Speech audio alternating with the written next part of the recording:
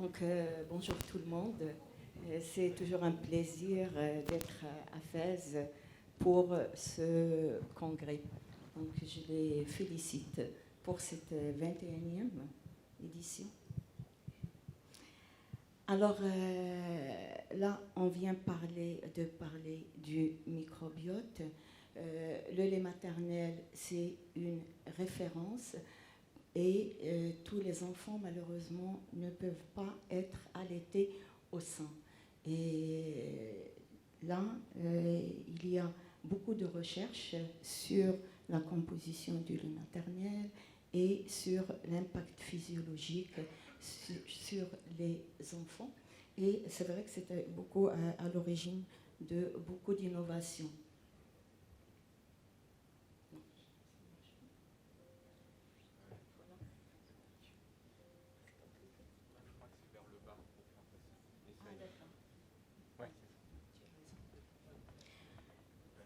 Alors là, je vais partir sur les messages qui ont été donnés tout à l'heure. Effectivement, le microbiote joue un rôle important pour notre santé et notre bien-être. On a vu les étapes de colonisation du microbiote et ils aboutissent à une véritable programmation nutritionnelle, métabolique, immunologique. On a parlé des quelques maladies métaboliques où toute dysbiose précoce va augmenter le risque de développer justement ces maladies tout au long du cycle de vie. Et puis l'intérêt des 1000 premiers jours comme fenêtre d'opportunité pour toute modulation du microbiote. Donc je pars également sur cette diapo pour revenir sur les facteurs qui impactent le développement du microbiote. Et donc on a essentiellement on a, par rapport justement à l'enfant, on a essentiellement les deux facteurs d'environnement qui sont l'accouchement par césarienne et l'antibiothérapie qui peuvent malheureusement l'impacter négativement. Et puis le lait maternel qui l'impacte positivement puisque c'est le principal aliment en bas âge. Et puis, tout au long, justement, de cette période des 36 mois, ou les 1000 premiers jours, où le microbiote, il est instable, il est constamment en mouvement, donc très dynamique, donc avant d'aboutir vers l'âge de 3 ans, donc un microbiote qui est similaire de celui de l'adulte. Donc, nous, on intervient essentiellement par rapport à la nutrition, donc comme je l'ai dit, l'élément de base étant l'allaitement maternel. On revient sur les bienfaits du lait maternel. Effectivement, les enfants allaités au sein sont moins sujets aux infections, moins sujets aux allergies et moins sujets à d'autres maladies qui surviennent par troubles aussi bien immunitaires ou inflammatoires tels que la surcharge pondérale, le diabète et d'autres. Et puis, le lait maternel, c'est un facteur important pour diminuer justement la mortalité infanto-maternelle et on sait qu'il a un effet positif sur le QI. Alors, tous ces bienfaits, il y a des composantes bioactives non nutritives dans le lait maternel à l'origine de ces nombreux bienfaits et qui interviennent également le long du cycle de vie. Et parmi ces substances bioactives, on va s'arrêter sur les oligosaccharides ou HMO. Alors, cette présentation, on va discuter des opportunités pour moduler le microbiote intestinal. Donc, précocement dans la vie, on a parlé les 1000 premiers jours. Donc, c'est l'Early Life Nutrition. Et puis, l'intérêt des HMO dans cette modulation du microbiote. On va parler de la structure des HMO, leur fonction. Donc, les HMO versus les oligosaccharides du lait de vache, les HMO versus phosphogos qu'on connaît depuis des dizaines d'années. Et puis, actuellement, pourquoi on en parle? Parce que récemment, il est possible de produire des HMO et on va parler essentiellement d'un type d'HMO qui est le 3-GL ou 3-galactosylactose. Alors oui, cette composition, elle est unique, vous le savez. Le lait maternel mature 88% de la composition, c'est de l'eau, et les 10%, c'est les macros ou les micronutriments. Donc, les HMO fait partie de ces macronutriments. Quand on regarde la composition du lait maternel,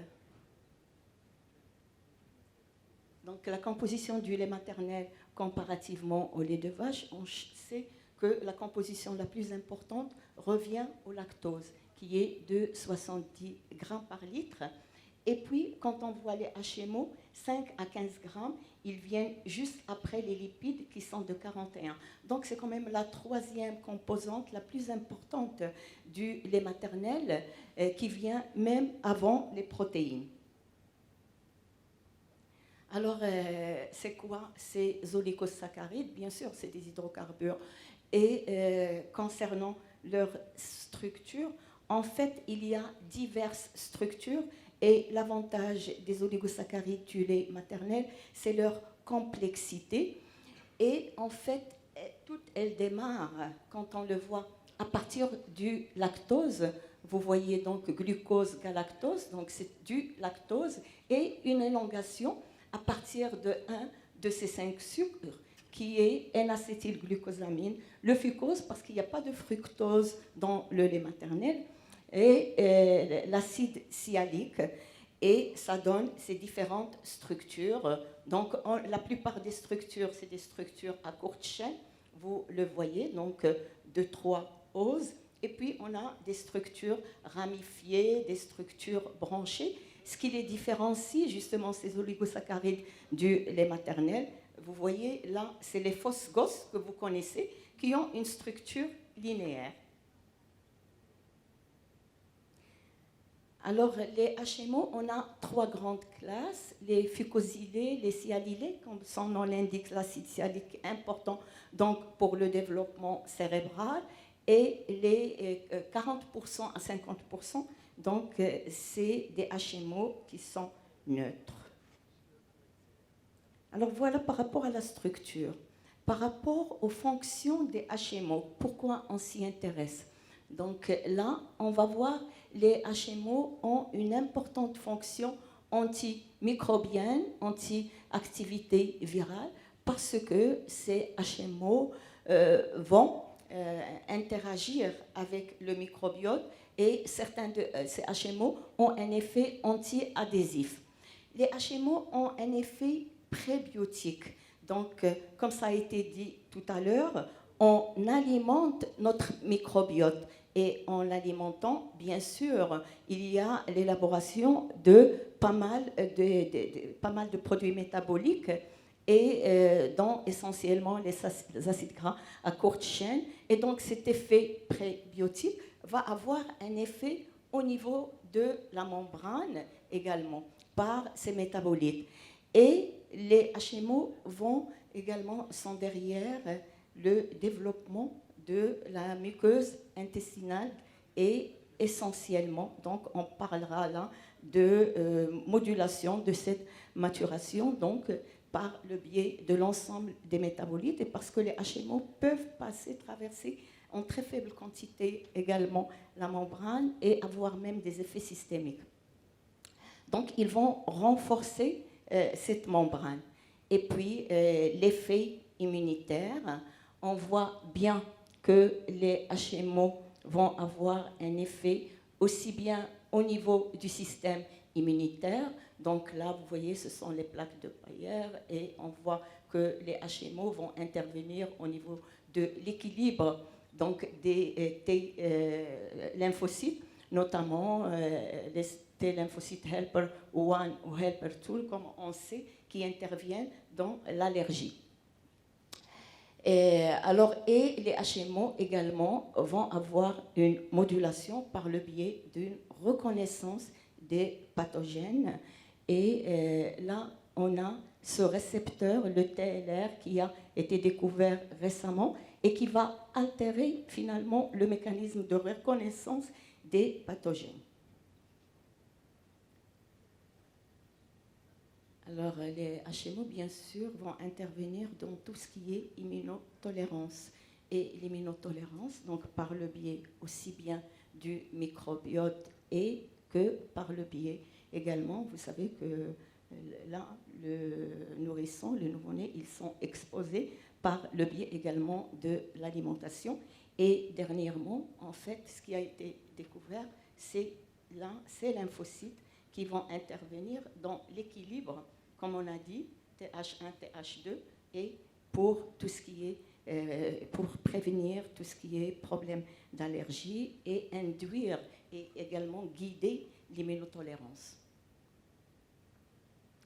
Donc finalement, les HMO, pour conclure, ce sont des glucides non digestibles. Ils n'ont pas de valeur nutritive qui constitue le compartiment bioactif du lait maternel. Ils ont des avantages protecteurs qui sont connus en fait depuis des décennies. On sait depuis l'année 1930 qu'on connaît l'effet bifidogène du lait maternel et leur effet pour éliminer des agents pathogènes, on en a parlé, et ils permettent de développer la maturation de l'intestin et ses fonctions, et également moduler le système immunitaire et favoriser l'induction de la tolérance.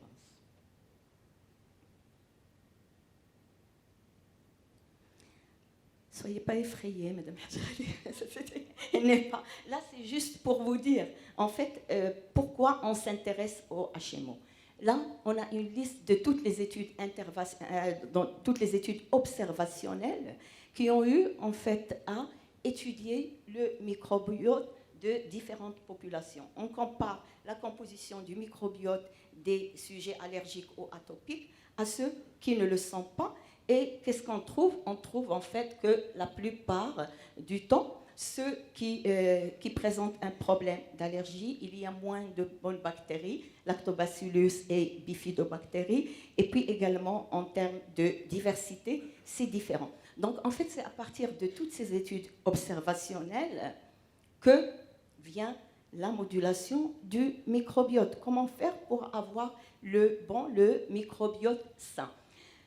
Vous le connaissez, pendant des années, on a parlé de la modulation du microbiote par le biais des prébiotiques et également par le biais du probiotique. Et c'est là où il y a eu des formules avec le Phosgos.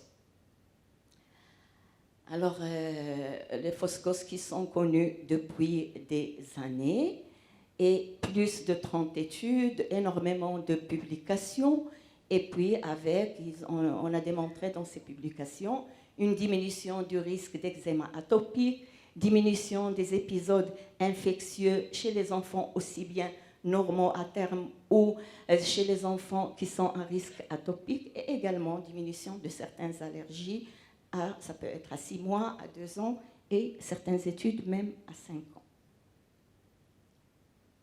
Et on en arrive finalement à cet HMO. On a dit qu'on peut produire actuellement les HMO au 3-GL ou le 3-galactosyl-lactose. La structure a été identifiée dans le lait maternel et c'est un HMO qui est retrouvé précocement au cours du premier mois, donc qui est retrouvé essentiellement dans le colostrum et avec un effet humain confirmé. Donc il a été démontré. Là, c'est la structure de ce HMO. On a dit que c'est toujours une molécule de lactose, donc glucose et galactose, et avec d'autres molécules. Donc là, on a glucose-galactose, une molécule de galactose, c'est ce qui constitue le 3-GL. Et c'est un tri, justement, osique. Donc là, on a parlé d'un effet humain qui a été démontré. Donc, il y a une étude qui a démontré cet effet, et notamment par rapport au 3-GL et Phosgos, justement sur des tissus d'intestin de fœtus ou de nouveau-né, donc d'intestin qui est encore immature. Alors, là aussi, c'est très simple, et par rapport à ces études dans le 3-GL, donc on a 3 paramètres. On a l'intervention au niveau de l'équilibre TH1, TH2. Donc c'est cette balance, quand cette balance elle flanche du côté TH2, on a les problématiques de l'allergie. Et là, vous avez les plaques de Payer et on a plus de TH2. Et donc, les HMO dans le 3-GL intervient à ce niveau-là pour redresser cette balance. Et également, les HMO au niveau du colostrum vont diminuer tout ce qui est sécrétion donc, de cellules inflammatoires et de cytokines par donc, les différentes membranes ici, par les différents, donc au niveau de l'épithélium des cellules, au niveau de l'épithélium intestinal.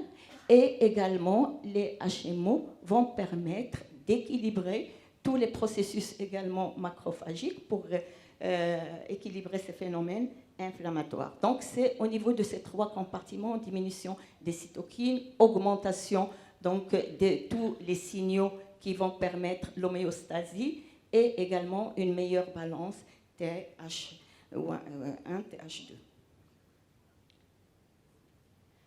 Et on a également cette étude qui est très intéressante parce qu'elle a concerné également du tissu intestinal immature qu'on a mis en culture avec le 3GL, il y a même le 4GL et le 6GL, et on a démontré qu'il y a une atténuation finalement de l'inflammation au niveau de ces cellules intestinales. Donc, on en a conclu que le 3GL qui est présent dans le colostrum, il possède un effet anti-inflammatoire direct sur les cellules immunitaires. Donc, il soutient la modulation du système immunitaire naïf inné. Et puis, autre action, c'est sur le renforcement de la barrière intestinale.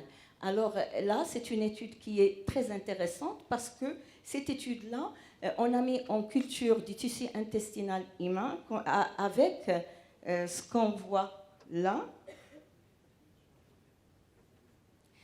Donc, avec le don, c'est une toxine fongique. Alors, qu'est-ce qu'on a démontré? On a démontré qu'il y a beaucoup moins de passages de toxines donc, quand il y a présence de 3GL.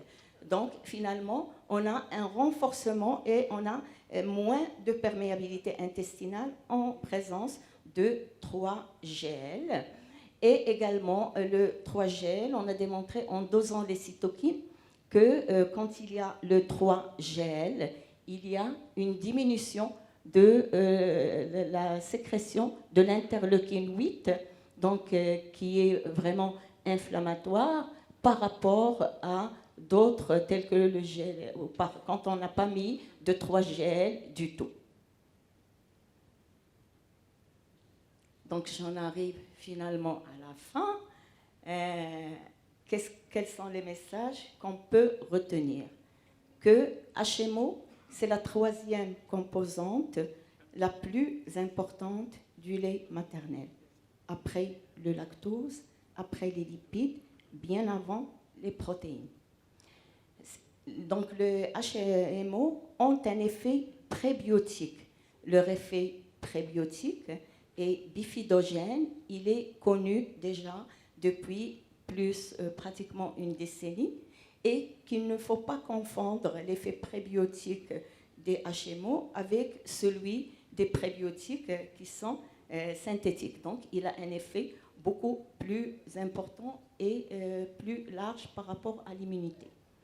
Que les HMO, c'est une structure complexe et que chaque HMO est unique. Donc, on pense que du fait de sa structure, il doit avoir des fonctions et des effets qui sont spécifiques à la structure. Le 3GL qu'on a vu, c'est un HMO qui est identifié dans le lait maternel, qui agit précocement puisqu'il il existe dans le colostrum, donc à des taux plus importants, avec un effet confirmé sur les cellules immunitaires, donc grâce à son effet anti-inflammatoire et l'effet qu'on a vu sur le système immunitaire, également pour l'induction de l'immunotolérance, et grâce au renforcement et à la protection de la barrière intestinale. Et que GOS-FOS, donc les GOS, on sait qu'ils sont à courte chaîne, on a 9 de gosses et 10% de fosses qui sont à longue chaîne. Donc, s'inspire finalement des bénéfices des prébiotiques du lait maternel. Je vous remercie.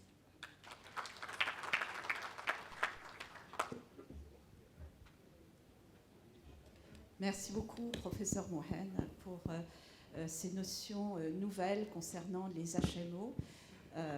Et c'est vrai qu'il faut aussi remercier les laboratoires qui ont permis en fait de faire ces recherches concernant et ces découvertes concernant le lait maternel. Je voulais juste faire quand même une remarque. Dans le lait maternel, il existe plus de 100 oligosaccharides. Bon, mais c'est important quand même déjà de les étudier un par un. Et c'est vrai que ce 3GL est celui qui est quand même synthétique, hein, et celui qui peut un peu ressembler. Alors, j'aurais voulu, si c'est possible, poser une question à monsieur, au docteur Mosca. Vous avez bien montré que le microbiote était différent en fonction des régions.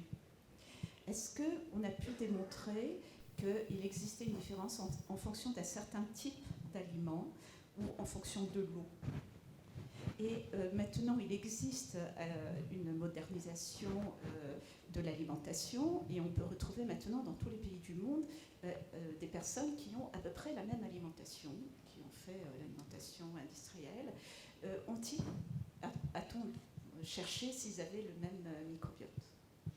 Alors, c'est justement la force de cette étude chinoise, puisqu'elle a regardé, alors, à l'échelle, hein, parce que si on se met de l'échelle de ces pays-là, ce qu'ils ont regardé, ça correspond à une zone grande comme la France, et ils ont divisé par région, en gros comme les régions françaises.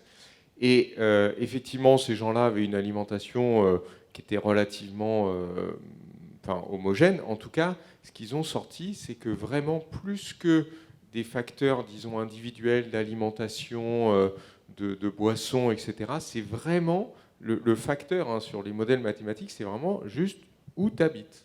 C'est ça qui définit ton microbiote. Alors, comment on peut l'expliquer ? Il y a plusieurs choses, hein. Ça peut être l'héritabilité, et puis surtout l'exposition à l'environnement, parce que dans chaque environnement, il y a des biotopes différents, et on sait que on est colonisé en continu par des bactéries, et donc c'est celles-ci, si elles trouvent un écosystème favorable, qui vont s'implanter. Maintenant, il y a un degré un peu plus subtil, c'est-à-dire qu'on a montré que la composition des bactéries est très, très différente d'un individu à l'autre en fonction de là où elles résident. Et là où on va rentrer dans des choses un peu plus complexes, c'est bien de savoir qui est là comme espèce, mais c'est plus intéressant de savoir ce que font ces espèces. Parce que si vous prenez la composition de la faune et de la flore de la forêt amazonienne par rapport à une forêt en France, vous allez trouver des faunes et des flores complètement différentes. Mais si vous regardez comment fonctionne votre forêt, elle fonctionne de la même façon, des feuilles tombent, l'humus se dégrade, le sol se nitrate, etc. Et ça a été bien montré, c'est-à-dire même avec des compositions très différentes, d'un individu à l'autre, on a à peu près les mêmes fonctions dans notre microbiote intestinal. Donc la question qui arrive sous-jacente, c'est qu'est-ce qu'on a perdu comme fonction qui pourrait être liée à l'émergence des pathologies occidentales, et on essaye de bouger l'analyse du microbiote juste en regardant, en faisant ce qu'on appelle du séquençage de l'ADN qui code pour l'ARN 16S, c'est-à-dire juste pour classer les individus, à faire de la métagénomique pour essayer de comprendre ce que peuvent faire ces bactéries. Mais les analyses sont beaucoup plus chères, coûteuses, complexes, etc. Donc c'est difficile. Mais probablement l'information sera plus importante. Est-ce qu'il y a peut-être... En fait, juste par rapport à ce que vous venez de dire, il y a pratiquement plus de milliers de structures d'oligosaccharides dans le lait maternel. Quand on regarde le nombre finalement doses et toutes les configurations, effectivement, on en a une centaine pratiquement qui sont identifiées, mais dont on ne connaît pas encore. Il faut faire des études pour connaître effectivement toutes les fonctions spécifiques à chacune. Donc tout ça démontre la supériorité justement du lait maternel, mais c'est en étudiant ces oligosaccharides, ce qu'on cherche à faire, c'est est-ce on peut avoir justement donné leur chance aux enfants qui n'ont pas eu la chance d'avoir le lait maternel, de pouvoir bénéficier justement également de ces fonctions-là. Donc c'est ça l'objectif de la recherche. S'il vous plaît. Professeur Clément. Une question courte, réponse courte. C'est la recherche, c'est le résultat de recherche. Et sur le plan pratique, est-ce que ça a été utilisé sur une série d'enfants? Est-ce qu'il y a des résultats derrière ça? Ça, c'est pour Mme Mohamed. Et pour docteur... oui, pardon. Oui. Est-ce qu'il y a un examen pratique pour avoir un panel pour arriver à avoir une idée sur le microbiote d'un enfant? S'il vous plaît. Donc, on a vu toutes les fonctions des oligosaccharides, du lait maternel. Donc là, il y a énormément eu d'études pendant ce siècle pour démontrer tous ces effets.